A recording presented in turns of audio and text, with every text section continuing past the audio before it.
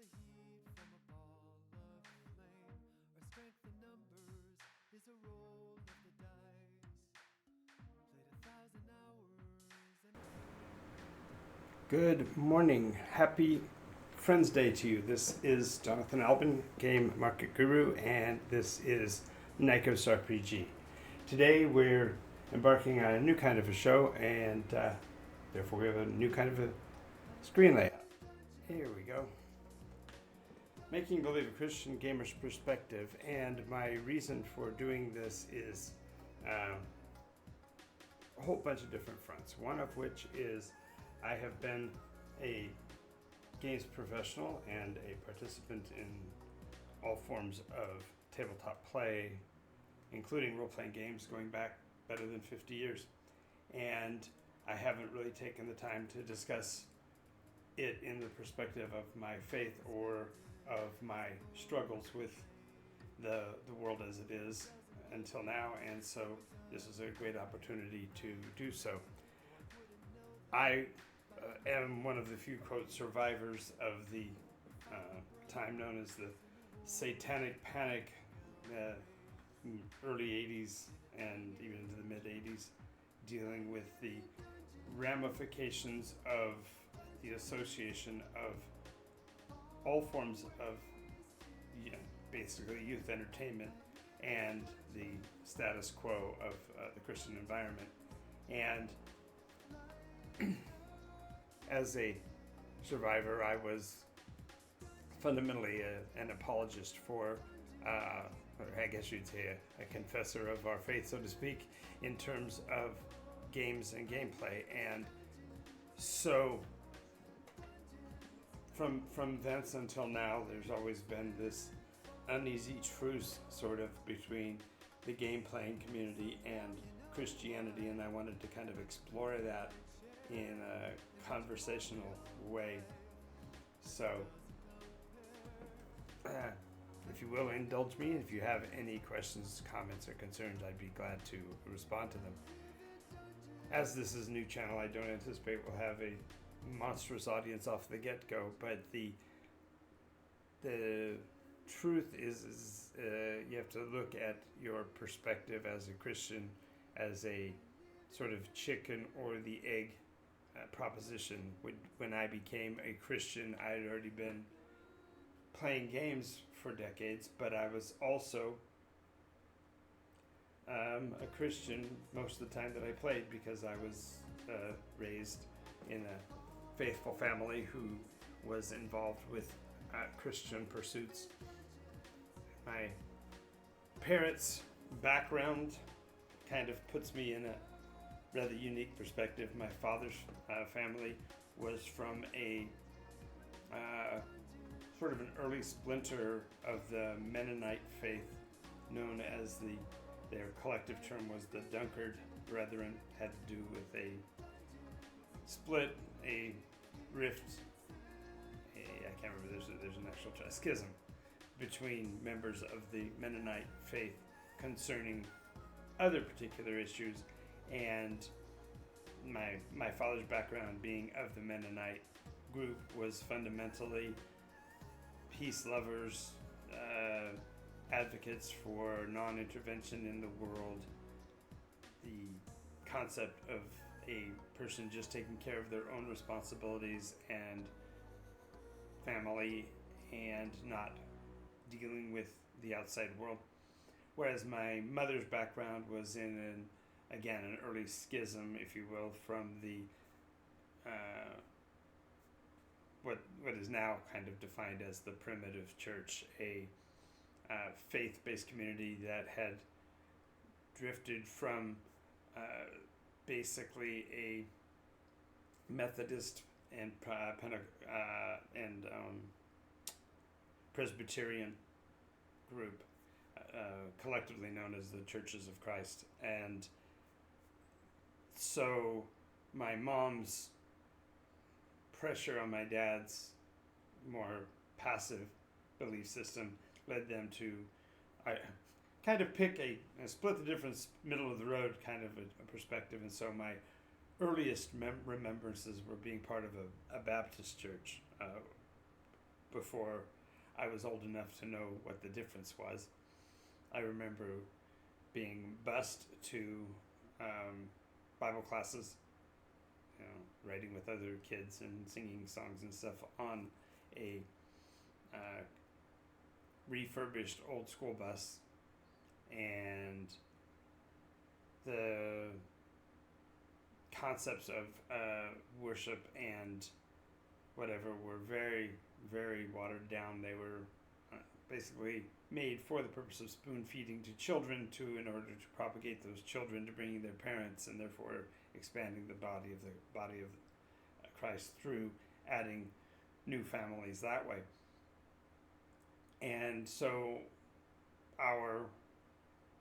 my understanding of God, my understanding of Christianity and faithfulness was associated with that in my early days.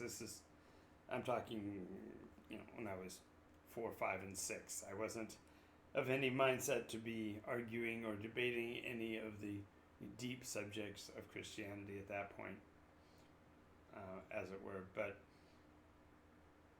we were already a gamer family in that my folks, every time we went to go visit family, inevitably within 5 minutes we had broken out a card table and somebody was dealing something, whether it be kings on the corners or cribbage or canasta, you name it. They played dozens and dozens of different card games.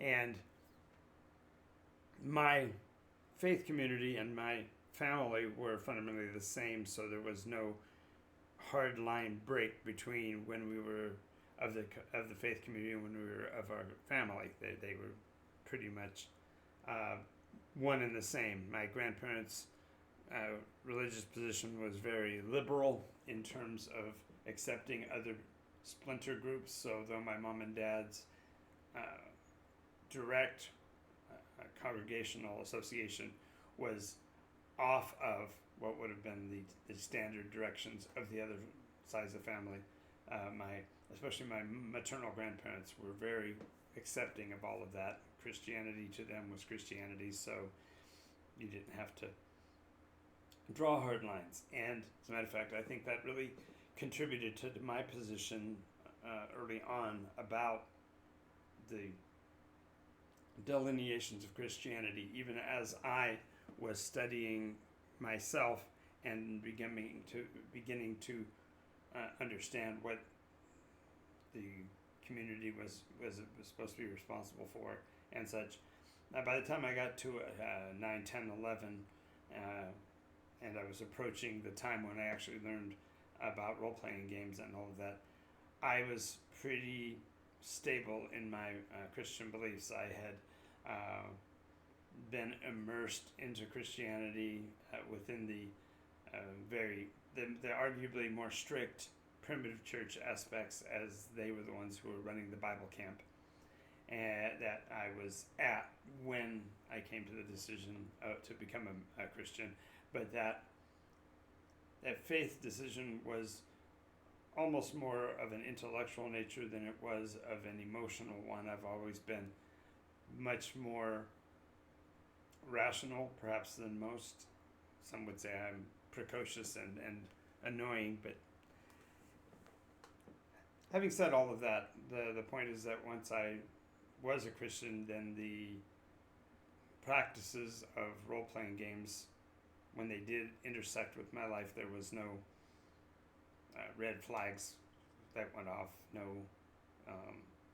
Christian exoneration for being involved with any kind of pressure put on me. I said exoneration, wrong word, but any persecution for being a role player. So 11, 12, 13, as the worlds were starting to discover the phenomenon that was role-play games and Dungeons and Dragons in particular, there was no effect on my Christian life. And as I said, our family were game players anyway, so the very concept of utilizing games was fundamentally a device that we used for communication processes. And so whether that be in an evangelical way to introduce people to Christianity and say, hey, we're fun people, hang out with us, to the establishment of games groups that were beyond the boundaries of Christianity. There were no lines. In other words, we were. And then the case of I believe it was Dallas Egbert, I think is his name, in Texas, showed up, and suddenly a blowtorch of interest was focused on the gamers. And as a Christian who was a game player, the blowtorch of curiosity was not a negative for me. As a matter of fact, it sort of caused a highlight so that individuals within the primitive church community, at least the churches of Christ and such that I was involved with as a young man, a kid, I was still a kid, were more out of curiosity and mild interest than it was any kind of castigation or accusation. But many of my players that I was engaging with were having problems with their parents and such. And so even at that early age, I became, as I've mentioned, kind of an apologist. My obligations to help my friends led me to confrontations with various clergy, if you use the fancy term, members of Christian communities that did see the role-playing games as a scourge or whatever. And so I dedicated myself somewhat, even as a kid, to researching such a subject. And I came to a pretty solid understanding of what the Christian view really should be in reference to role-play games. And so, fast forward to today, I'm now kind of re-emerging in that environment as a legacy storyteller with so many years of experience. I can tell you that the validity of accusations against the role-play community are, by and large, unfounded. And, of course, most people are, I would say, tacitly aware of this because there has been no overt flag burning, so to speak, against role-playing for quite some time. But I thought I would air a episode a week that would be focused on this concept so that we can actually discuss what perhaps we could say Christianity and the Bible actually says on the subject. Now, I'm not going to be a book thumper. I'm not going to bring it out in book, chapter, verse, everything. And if that is a conversation you'd love to have, make sure you let me know, because I might entertain such a thought. But for the most part, I'd like to keep it on a top line only, because there are so many people who are curious about it but are themselves not advocating for Christianity. They just want to know what the dust up is all about, I guess. So the first thing we're going to talk about is the concept of direct spiritual warfare within role-play games. And just flat out, I will refute that on its face. The conversations, even in game, and even with the stipulation that the storyteller or game master is wanting to invoke actual forces of evil in the form of demonic forces and such, there are no mechanisms in a role-play game from which anybody can invoke anything. It's just narrative. Even when you look back to the oldest of the printed materials that Dungeons and Dragons provided, there were at no time ever any even hints at overt powers over the spiritual realm in any way. It's a narrative engagement. It's a conversation.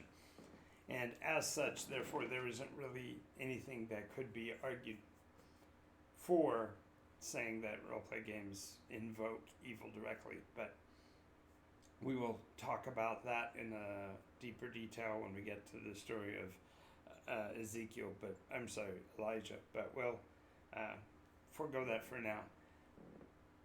The top level is that the role-playing games, and Dungeons & Dragons in particular, reached into Christian lore and even arguably some ancestral resources to come up with a means by which a storyteller might draw on, say,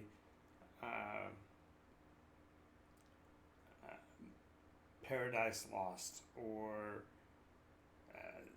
these kinds, or even Pilgrim's Progress, and talk about those that would oppose Christianity in a real sense, so that the game master could drive the story for the purpose of actually advocating for Christianity and eliminating the enemies thereof. Now, it wasn't done in such a way as to add any particular invocation. It wasn't like they were trying to drive a certain sect of Christianity through role-playing either. It wasn't like there was an evangelism agenda. But the openness with which they discussed things like the nature of demons and the actual named oppositions to Christianity, whether you're talking about the names of the devils, such as Belial or Beelzebub, or whether you're talking about the agents thereof, like Mephistopheles or Faust. They talk about them in game, but they don't talk about them in terms that even hint at the actual connotations. So for someone to take a look at role-playing games and give it this heinous accusation really was sort of name baiting for the purposes of advocating their own position. And if you were to go back and look at those forces that were aligned against Christianity, most of them come from a more sensational aspect of Christianity. I'm referring in particular to the Pentecostal or more New Age Christian viewpoints, because in the one case they were advocating against, or advocating against the other side, promoting for role-play games and driving more attention for themselves than they were for the actual Christian resource itself. They weren't actually trying to advocate for advancement of Christianity. They were only arguing that there's something sensational that somebody is against. Now, that very concept of picking a side and arguing it for the cameras has historically been a hard point. As a matter of fact, when the Satanic Panic was attacking role-play games, they were also going after rock and roll music. They were going about talking about counterculture, drug culture, all kinds of different segmented portions. And the purpose was divisiveness. And I think when we look at it from a Christian standpoint, we have to see the forces of darkness, the forces of evil, and of opposition to Christianity really aligning themselves in a way that casts a negative light on Christians. The idea that a Christian is going to be judgmental about what another person's life practices are it's almost laughable, because a Christian's obligation to Christ is to live his own life as close to the Master's as possible, and to afford others the opportunity to hear the good news, and for them themselves to choose to align themselves. And calling out an evil is a good thing, but calling out a person for doing the evil is very different from that, because that is being judgmental or prejudicial against the individual, when that really isn't the case. You're actually only being judgmental and preferential against the practice. So, as a Christian gamer, therefore, in modern times, we don't have any of those real challenges because fundamentally, Christianity, in all practical ways, is, I hate to say it, dead. The Christian life, the individual who bears a Christian life, does not present himself as a punching bag, as a target, and therefore isn't going to draw fire, so to speak, and therefore there is no one standing for the right. There's no one standing for truth. Instead, they're standing in their own self shadow, their own protective field, so to speak. Now, as a game master and storyteller, I and this will go particularly to the subject of satanic panic, I go to the source and I look at his example for what we as Christians are to do. The concept of the Christ as he went about his mission, as he went about preaching and teaching. Many times the lesson process he uses is to say, consider X. Consider these possibilities, these variables. And then he provides the case and all the extant variables of it, and then says, what would you do? What would you think? How would you react? What is your perspective? And these are all the questions that a storyteller, game master, asks in game. He sets out the situation, he sets out the variables, then he asks the players for their response, their interaction, and their take on it. Now, obviously, in a lesson plan format, this is a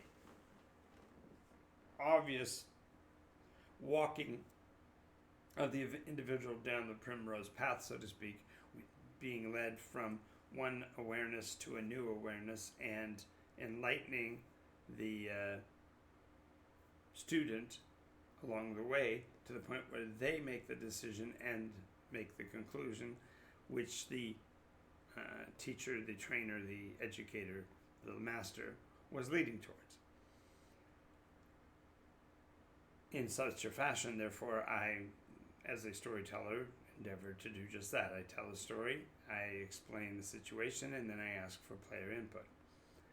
That is exactly what the master did, and therefore, in all real terms, we could argue that Christ was a game master. Obviously, the game that of which he was the master is life on earth, and the lessons that he advocated for were the ones that lead us to decency, caring for one another, kindness, right, love for each other. With that, therefore, as the perspective, the main elements of role play, at least through Dungeons and Dragons and other of the major property lines, has always been defeat of the enemy, and often they were named, and that naming and the recognition of who that enemy is can lead to obvious conclusions. If a property provides you a list of the names of devils, demons, and fell creatures that are in opposition to life, liberty, pursuit of happiness, and Christianity, why wouldn't that be seen as a good thing? Because you are naming and identifying the very enemies of the faith, so to speak, and then you're providing the players the opportunity to actually engage in physical activity in game that leads to the defeat of those forces. Of course, the concept of, quote, killing an immortal being like a demon, a devil, or whatever seems somewhat ludicrous, but it's a game, ladies and gentlemen. We are talking about a game. We're not talking about reality by any stretch. And so the Christian perspective should be to utilize the game environment to provide allegorical evidences for what we're trying to promote. Now, there have been people who have come to Christianity by being part of the games groups I have been with. That's in certain cases I studied with them directly and answered their questions and led them. They came to the conclusion that they needed to change their lives and live in a Christian way. But they also